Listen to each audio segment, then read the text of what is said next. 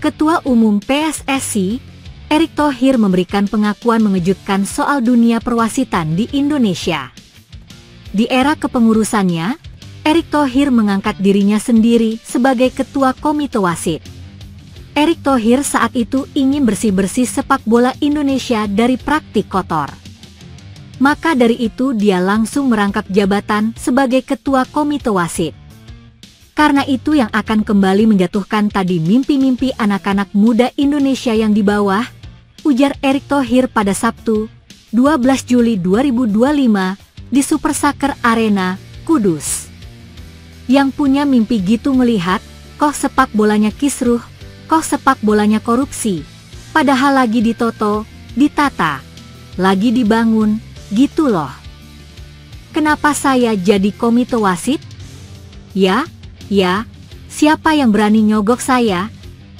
Lalu, di era kepengurusannya hadir Yoshimi Ogawa pada 2023. Kala itu, dirinya datang sebagai perwakilan dari Asosiasi Sepak Bola Jepang, JFA, sebagai bagian kerjasama PSSI JFA untuk memperbaiki kinerja wasit dari Indonesia.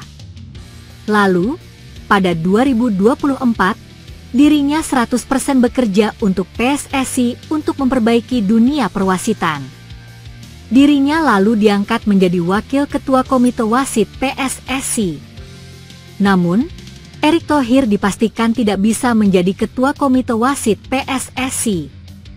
Hal ini karena Erick sudah mendapatkan peringatan dari FIFA. FIFA memperingatkan bahwa Ketua Federasi tidak boleh merangkap sebagai Ketua Komite Wasit. Hal inilah yang membuat Erick Thohir menunjuk Yoshimi Ogawa sebagai ketua yang baru. Tapi itu pun tahun depan sudah enggak boleh, sudah diperingatin FIFA, ujar Erick Thohir. Enggak ada di seluruh dunia ketua umum jadi komite wasit. Nah, ini jadi komite wasit, sebelumnya saya ambil. Nanti, ketua komite wasitnya Ogawa, lanjutnya. Agar pria asal Jepang tersebut nyaman bekerja di Indonesia, Erick Thohir bakal mendampingi Yoshimi Ogawa. Hal ini agar Ogawa tidak mengalami gangguan selama menangani masalah perwasitan di Indonesia. Nah, Ogawa kalau tahun pertama jadi komite wasit stres, ujar Erick Thohir. Karena Ogawa tidak tahu lanskape sepak bola Indonesia. Makanya saya dampingin, ujarnya. Jangan ada yang meragukan keseriusan Dewa United untuk musim depan. Tim berjulukan Banten Warriors itu segera merekrut penyerang timnas Indonesia U23, Rafael Struijk. Dewa United tidak memberikan kontrak jangka pendek untuk Rafael Struijk. Banten Warriors menyodorkan durasi perpanjangan selama 3 tahun kepada pemain berusia 22 tahun itu. Ya, kemarin sudah, lagi proses semuanya. Tinggal selangkah lagi untuk Struijk, ujar Presiden Dewa United, Ardian Satyanegara, di Stadion Sijala Harupat, SJH, Kabupaten Bandung, pada Sabtu, 12 Juli 2025. Dewa United baru saja merebut tempat ketiga di Piala Presiden 2025 setelah mengalahkan Liga Indonesia All-Star dengan skor 2-0 lewat gol Taisi Marukawa pada menit ke-60 dan Alex Martins pada 8 menit berselang. Sebelumnya, Rafael Struijk membela Brisbane Roar pada 2024-2025.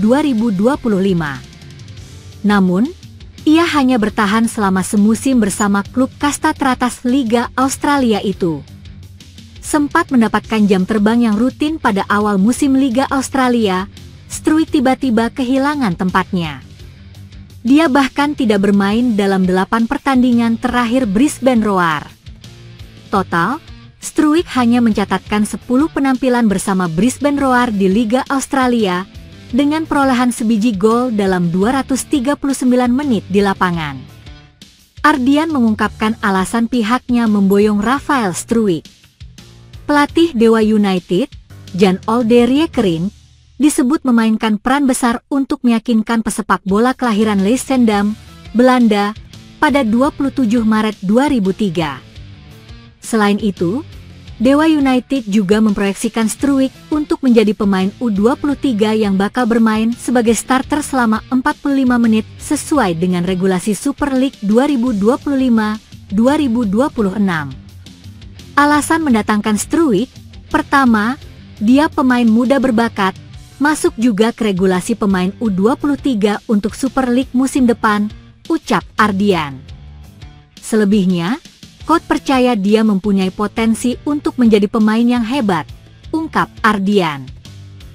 Pemain keturunan dengan nilai pasar 260,7 miliar rupiah, Jayden Oosterwolde, membawa kabar baik setelah kabar Mauro Zijostra dilaporkan tengah dalam proses naturalisasi. Kabar baik apa itu? Sebagaimana diketahui, Mauro Zijostra saat ini tengah menjalani proses naturalisasi untuk membela timnas Indonesia. PSSI telah mengonfirmasi jika penyerang muda milik FC Volendam itu tengah berjalan dan tengah diproses di Kementerian Pemuda dan Olahraga, Kemenpora. Kan kita di Kemenpora sekarang. Masih diproses di Kemenpora. Kita harapkan suratnya bisa keluar minggu depan, kata Erick Thohir, dikutip dari Antara. Banyak yang menyebut jika Zijostra akan diproses untuk membela timnas Indonesia U23 yang tengah mempersiapkan diri untuk Piala AFF U23 dan kualifikasi Piala Asia U23 2026. Namun Erick menyebut jika penyerang berusia 20 tahun itu bisa saja membela timnas senior dan menjadi deputi bagi Ula Romeni. Tetapi bukan tidak mungkin juga sebagai pelapis untuk Ula Romeni di posisi striker, tambah pria yang juga Menteri BUMN itu.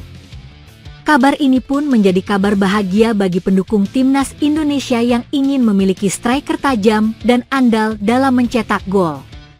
Di tengah kabar mengenai naturalisasi Zijostra ini, pendukung timnas Indonesia juga mendapat kabar bahagia dari pemain keturunan lainnya, Jayden Oosterwolde. Kabar apa itu? Kabar bahagia yang datang dari Jayden Oosterwolde itu adalah soal kontrak baru yang didapatkannya bersama raksasa Turki, Fenerbahce itu. Dilansir dari laman Transferfeed, Fenerbahce sudah memulai pembicaraan kontrak baru dengan pemain keturunan Indonesia itu sejak awal Juli 2025. Kemudian pada tanggal 8 Juli 2025, pemain yang akrab disapa Jayden itu resmi menaikkan kontrak baru yang membuatnya akan bertahan di klub berjuluk The Yellow Canaries itu hingga Juni 2028. Perpanjangan kontrak ini membuat masa depan Jayden di level teratas Eropa makin terjamin. Apalagi dirinya baru saja pulih dari cedera panjang yang memaksanya absen selama kurang lebih 200 hari. Karena akan tetap tampil di level teratas Eropa, Jayden bisa tetap tampil kompetitif yang akan berimbas pada permainannya.